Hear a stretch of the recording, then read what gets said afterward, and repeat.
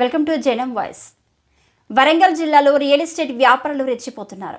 భూమికి రెక్కలు రావడంతో వ్యవసాయ భూమి రైతు దగ్గర తక్కువ ధరకు కొనుగోలు చేసి ఆ భూమిని ఫ్లాట్లు చేసి ధనార్జన ధ్యేయంగా పేపర్లు మార్చి మాట ఇచ్చిన తర్వాత తప్పిదాచేస్తున్నారు.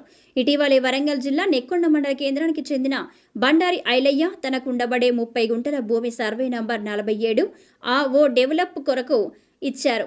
2800 గజాల భూమిని ఇస్తానని చెప్పి ఇవ్వకపోవడంతో మనోవేదనకు గురవుతున్నారు. పలుమార్లు పెద్దల సమక్షంలో పంచాయతీ చేసినా చివరికి నెక్కొండ పోలీస్ స్టేషన్కు చేరింది. ఆ తీర్మానం ఎలా ఉంటుందో వేచి చూడాల్సిన పరిస్థితి.